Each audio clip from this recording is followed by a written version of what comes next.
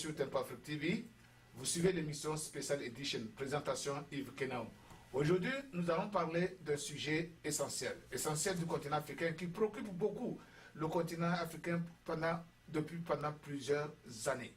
Et je vais parler du procès de l'ancien président ivoirien Laurent Gbagbo et de Blé Goudé. Un procès qui a fait intervenir beaucoup de témoins et de contre-témoins et qui, jusqu'à ce jour, n'a pas de fin, n'a pas trouvé une fin. Et alors on se pose la question, est-ce réellement un procès équitable? Est-ce réellement un vrai procès? Ou un certain nombre de montages pour accuser l'ancien président Laurent Gbagbo? Alors, pour en savoir plus, pour savoir si c'est un procès frauduleux, si c'est un procès d'intention, si c'est un procès fictif ou pas, nous avons ici, ou du moins j'ai dans ce studio, sur ce plateau avec moi, un monsieur qui connaît bien, qui connaît très bien cette affaire, ce procès de l'ancien président Laurent Gbagbo et de Blé Goudé. Il s'agit bien de mon confrère qui anime l'émission Grand Débat, Serge Nyawa. C'est un spécialiste du dossier Gbagbo. C'est un spécialiste du dossier Gbagbo et de son ancien collaborateur. Alors, monsieur Serge Nyawa, bonjour. Bonjour, mon cher Kenao. Je sais que tu as beaucoup d'éléments, beaucoup d'informations sur ce projet, sur ce procès de Laurent Gbagbo. Un procès qui ne prend jamais fin et qui ne fait que nous donner des surprises, d'aller de surprise en surprise avec des témoins et des contre-témoins, des témoins en charge qui viennent témoigner, même pour libérer, pour innocenter l'ancien président Laurent Gbagbo. Alors, qu'en sais-tu exactement sur ce procès de Laurent Gbagbo? Encore une fois de plus, merci mon cher Kenao de m'avoir invité dans ce studio pour essayer d'éclairer la lanterne de la population, je ne dirais pas ivoirienne, mais simplement de la population africaine, ouais, et aussi du monde entier. Je sais que ils sont toujours braqués devant leur caméra, mais il faut comprendre comment se déroule ce procès, quels sont les atouts, sinon quels sont les aboutissants de ce procès. Vous avez dit tout à l'heure que le procès ne prend jamais fin. Ne prend jamais fin. Voilà. Ça, j'ai aimé cette phrase. Et ça va me permettre maintenant de commencer à dire ce que je pense de cela. Vous savez, mon cher Kenao, avant de parler même de ce procès, est-ce que fallait-il amener votre propre frère, qui aujourd'hui est né dans votre propre village? Vous avez mangé ensemble, vous avez dormi sur le même lit, vous avez fait peut-être d'autres choses ensemble. C'est ce seul frère que vous amenez, que vous dites frère, que vous amenez à la Cour pénale internationale pour être jugé. Si vous ne venez pas de ce même village que moi, si vous venez d'un autre village africain ou bien d'un autre pays africain, je peux comprendre cela, mon cher Kenao. Donc voilà aujourd'hui le président Laurent Gbagbo qui se trouve à La Haye. Avant d'aller beaucoup plus en profondeur, de quoi est coupable?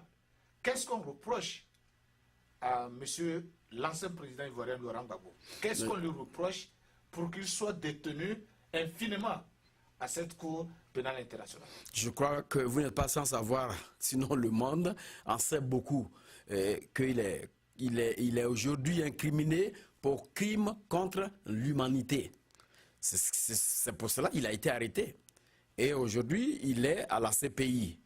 Mais je crois que quand on accuse crime contre l'humanité, ce terme est toujours ressorti dans les archives, même de la Cour pénale, pour pouvoir condamner qui que ce soit. Même si, quand on prend par exemple un État, pour que l'État condamne aujourd'hui un individu comme le Togo, la Côte d'Ivoire, on a vu Kpaka qui a été, comment on appelle ça, qui a été condamné pour atteinte à la sûreté de l'État.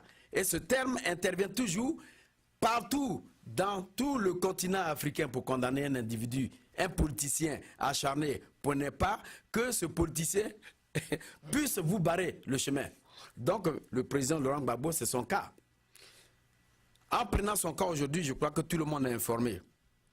Est-ce que réellement Gbagbo a pris les fusils pour aller attaquer quelqu'un? Est-ce que réellement Gbagbo a donné l'ordre pour tuer sa population? Moi, je dis non. Parce que dans tout ce qui se passe en Côte d'Ivoire, il faut dire que la communauté internationale a été impliquée. On donne les résultats des élections présidentielles. Et qui donne ces résultats? C'est la Cour constitutionnelle qui est habilitée à donner les résultats.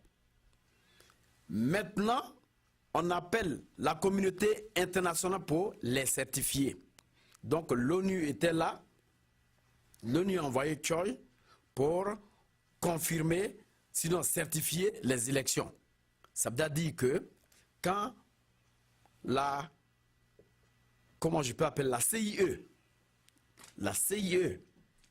la commission électorale indépendante, donne,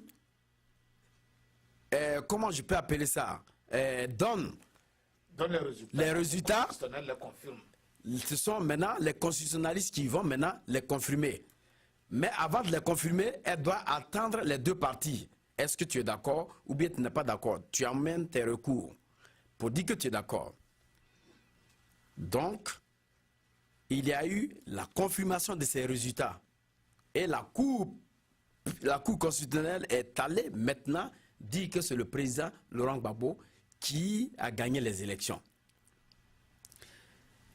L'autre partie pouvait venir pour dire que je ne suis pas d'accord pour telle raison, telle raison. Nous avons vu qu'au niveau du Nord, il y a eu quand même d'autres choses qui se sont passées. Ça veut dire qu'il y a eu, ce qui est sorti du Nord, il y a eu 97%, sinon je dirais même 100%, qui ont voté Ouattara. Mais écoutez, M. Kenao, 100% qui doivent vous voter. Nous savons qu'il avait eu 70% d'inscrits. Mais nous sommes allés à 81% qui ont voté. 81%. Quand on a vu que le nombre de votants, donc, il y a eu 11% qui se sont ajoutés. Donc, normalement, on ne devrait pas tenir compte du Nord. C'est ce qui a été fait au niveau même de la France. Il y a eu des irrégularités au niveau de la France, donc on n'a pas pu tenir compte des choses de l'électorat de la France. Aujourd'hui, le président Laurent Gbagbo a été porté comme le candidat élu de la Côte d'Ivoire. Cela a été proclamé par le Conseil constitutionnel. Qu'est-ce qui s'est passé? Le représentant de l'ONU a directement appelé la France, sinon Nicolas Sarkozy, pour lui dire que ce n'est pas Laurent Gbagbo qui a gagné, mais c'est M. Alassane Dramane Ouattara qui a gagné. Mais comment il peut le dire en tant que représentant de l'ONU, sinon communauté internationale? M. Sarkozy prend son téléphone et appelle directement le secrétaire général de l'ONU, qui est, comment il s'appelle, j'ai oublié. Allez. Voilà. Donc le secrétaire général de l'ONU, qui lui appelle Obama pour lui dire que ce n'est pas Gbagbo Laurent qui a gagné.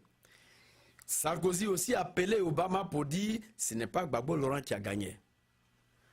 Mais écoutez, depuis quand est-ce qu'en France, il y a d'abord au niveau de, comment on appelle, de ceux qui proclament les élections, est-ce qu'un Africain peut aller en France pour dire que ce n'est pas Sarkozy qui a gagné, ou bien ce n'est pas François Hollande qui a gagné? Non seulement ça, est-ce qu'on associe même les Africains? Est-ce qu'on associe les Africains? Mais c'est nous, les Africains, qui ont toujours cette amabilité d'associer la communauté internationale pour dire qu'il faut certifier les élections. Donc, Choi n'a pas pu certifier les élections. Choi a donné ce qui lui semblait bon, il a confirmé, il a dit que c'est le président, c'est M. Alassane Dramane Ouattara qui a pris le pouvoir. Et c'est ainsi, M. Obama est sorti pour dire, Mr. Gbagbo, you must step down. Ça veut dire que ce n'est pas Gbagbo qui a gagné et que c'est M. Alassane Ouattara qui a gagné. Donc le complot était fait depuis fort longtemps. Ce n'était pas maintenant. Bien, maintenant au niveau il est, à partir de cela, nous connaissons la suite, et on a arrêté Gbagbo, on l'a transféré à la Cour pénale internationale. Maintenant, qu'est-ce que les juges de la Cour pénale trouvent comme argument pour toujours le garder? Nous avons vu le général Mangou l'autre fois témoigner contre Gbagbo, et ce témoignage même n'était pas clair pour condamner encore une fois Gbagbo. Pourquoi et sur quelle base les juges de la Cour pénale le gardent, le maintiennent toujours là? Merci encore une fois de plus, mon cher Kenao. Vous avez dit le témoignage de M. Mangou n'était pas clair. Vous-même, vous avez suivi tout ce qui s'est passé. Oui. M. Mangou, quand il est encore un militaire de surcroît, et c'est le général que le président Laurent Gbagbo a nommé, le chef d'état-major, pour qu'il soit à la tête de l'armée. M. Mangou, avant de venir d'abord, il y a eu ce qu'on appelle, il a été nommé ambassadeur. Et qui l'a nommé? C'est le pouvoir de M. Alassane Dramane Ouattara qui l'a nommé ambassadeur. Comme Kassaraté d'ailleurs. Oui. C'était les piliers qui étaient à la tête de notre armée. Parce que Kassaraté au niveau de la gendarmerie et M. Mangou au niveau des militaires.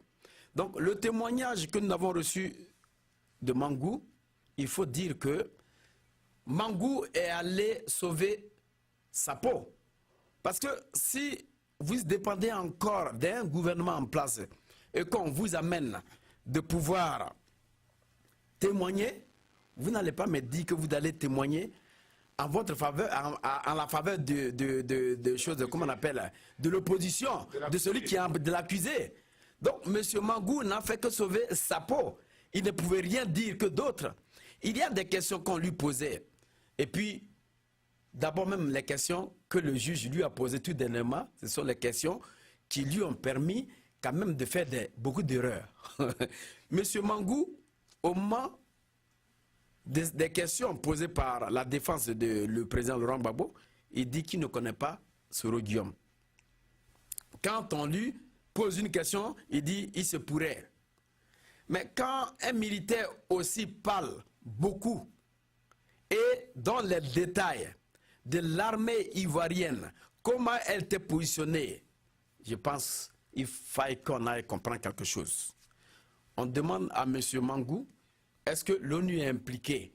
Il y a des vidéos même que la défense a gardées pour barrer, en tout cas vraiment le mensonge. Sinon je dirais, comment on appelle, ce que M. Mangou disait. Parce que quand M. Mangou dit quelque chose, la défense amène une information prouvée, une vidéo pour dire M. Mangou, voilà, est-ce que vous reconnaissez cette vidéo? Il dit oui. Est-ce que vous pouvez nous dire quand? Il y a une vidéo, le procureur a dit que cette vidéo, la date de cette vidéo, c'était, ce qui était dedans était en janvier. En janvier.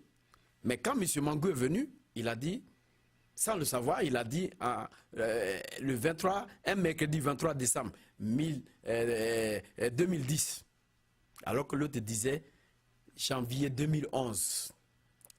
2010, 2011, il y a une grande différence. Donc, on a apporté maintenant une vidéo. Je crois que on a... Je dois éteindre ce téléphone. Merci, vous m'excusez.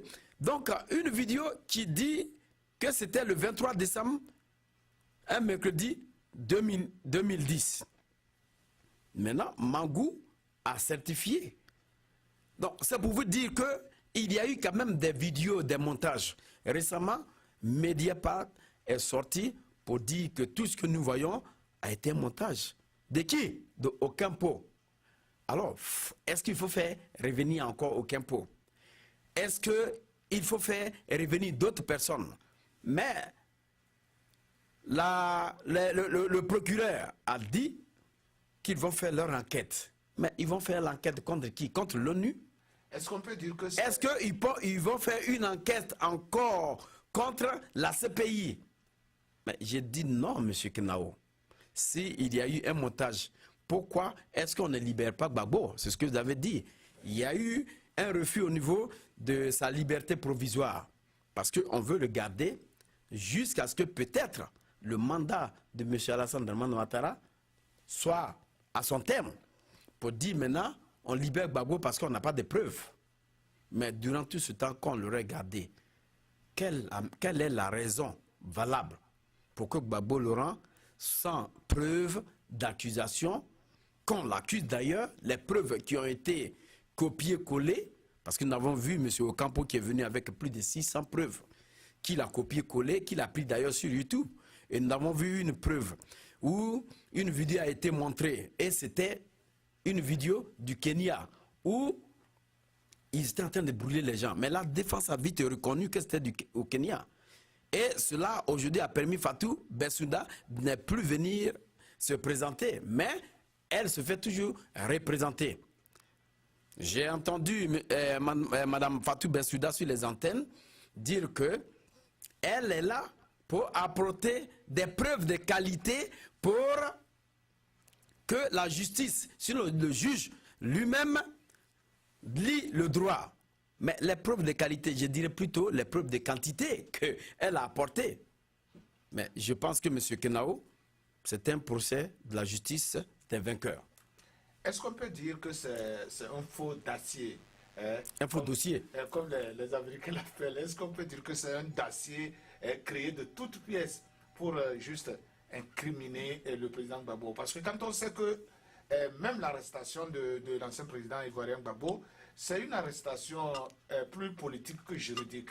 Est-ce que c'est pour cette raison que le dossier a été fabriqué de toutes pièces du début jusqu'à la fin avec des acteurs de grande renommée qui se sont, moi je dirais, salis les mains en acceptant de constituer ce dossier, ce faux dossier du bout du début jusqu'à la fin.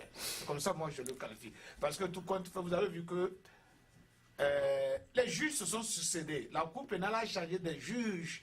Les juges se sont succédés et jusqu'à aujourd'hui. Ça fait combien? Depuis 2011 jusqu'à aujourd'hui. On n'a pas de preuves. Mon cher Kenao, quand on n'a pas de preuves, on sait réellement que le dossier est monté. Jusqu'à quand la fin? Jusqu'à quand la fin de ce procès? Merci. Quand vous êtes dans les mains d'une communauté internationale qui est en charge de ce dossier et qui fabrique à tout moment les dossiers, qui fabrique à tout moment des éléments qui ne sont pas des preuves, qualifiées de preuves, ça va toujours continuer. Regardez, excusez-moi, il y a eu, comme je l'ai dit tout à l'heure, les preuves que M. Ocampo a apportées. Ça n'a rien donné. Donc, il faut aller chercher des témoins pour venir dire ce qu'ils pensent. Mais il y a des témoins même qui ont été pris en flagrant délit. Quand on les interroge, ils disent certaines choses. Quand on les interroge, ils reviennent encore sur d'autres choses. Ils sont obligés de dire que M. Sero Guillaume est la personne qui a causé tout ce qui se passe en Côte d'Ivoire. Donc, il faudrait que les gens lisent le droit que de lire la politique. Parce que ce que je vois, nous avons l'impression que c'est la politique et ce n'est pas le droit réellement qui est lu pour condamner un être humain. On ne peut pas amener une personne dans une cour pénale sans toutefois apporter les preuves. Parce que quand vous apportez une vidéo, parce que ce que j'appelle les preuves, vous me présentez une vidéo, je vois la personne qui est en train de parler et dire voilà ce que je pense, je peux dire que c'est une preuve. Mais quand on fabrique et que ça ne peut pas faire l'affaire même de celui-même qui l'a amené à la Cour pénale de justice, je pense que cette justice internationale est en train de ne pas se crédibiliser, mais de se faire honnir devant toutes les nations. C'est ce que moi je pense. Voilà, on est pratiquement à la fin. Alors, quelle est, votre impression? Qu'est-ce que vous pensez de ce jugement et votre message à la communauté internationale afin qu'elle mette fin purement et simplement à cette injustice flagrante à l'encontre de la personne de M. Laurent Gbagbo. Merci encore une fois de plus. Je pense que quand on parle de la communauté internationale, il faudrait que cette communauté internationale aussi puisse se rallier à une justice. Parce que si elle est déjà injuste, en ce moment, ce sont les pays pauvres qui endurcissent les conséquences. Même quand ces pays pauvres ont raison, il faudrait qu'on amène à les accuser jusqu'à ce qu'on puisse peut-être fabriquer quelque chose pour dire on va te condamner. Nous n'avons pas d'armes. Donc cette communauté internationale, je voudrais qu'elle se lave directement les mains de cette CPI qui est la Cour pénale internationale pour qu'elle lise le droit. Rien que le droit. Est-ce que M. Gbagbo Laurent est coupable? Voilà les raisons pour lesquelles on l'accuse. Voilà les vidéos, voilà ce que les témoins disent. Mais si on amène des témoins déjà qui sont fabriqués, on a l'impression que cette communauté internationale s'enrichit sur le dos des petits pays qui, aujourd'hui, sont des pays qui veulent avoir l'indépendance et qui veulent que la communauté internationale devienne un partenaire, mais non pas des gens qui vont venir leur imposer des lois. Donc, je veux que le droit soit lu. Je veux que la loi soit lue, que d'être dictée. Je ne voudrais pas qu'on amène la politique. Il ne faudrait pas que la politique prenne le dessus, mais que la loi prenne là-dessus pour que, aujourd'hui, tous ceux qui sont incriminés à la Cour pénale internationale puissent être libérés. Nous avons vu le cas de Jean-Pierre Bemba, qui est condamné à 18 ans de prison. Est-ce que c'est lui-même qui a fait l'action? Nous avons vu Kofi Annan qui a demandé à Jean-Pierre Bemba d'amener ses troupes directement aider, comment on appelle, la Centrafrique. C'est ce que Jean-Pierre Bemba a fait. Aujourd'hui, voilà ce qui se passe. Il est condamné. Monsieur Charles Taylor, mon cher Kenao, des gens ont été payés pour témoigner contre Charles Taylor. Et c'est ce que Mediapart a dit, que tout ce qui est montré comme dossier aujourd'hui contre le président Laurent Gbagbo et Blé Goudé sont des dossiers qui sont montés petit à petit. Montés parce qu'ils veulent quelque chose. Et c'est ce qu'on voit aujourd'hui. Donc voilà ce que je peux dire. Et je crois qu'on aura encore le temps d'en dire plus, parce qu'on a une autre émission. Merci Serge Ignawa. Chers téléspectateurs, nous voici ainsi arrivés à la fin de cette spéciale édition. Nous vous donnons rendez-vous la semaine prochaine pour un autre numéro. Et jusque-là, portez-vous bien et restez à l'écoute des programmes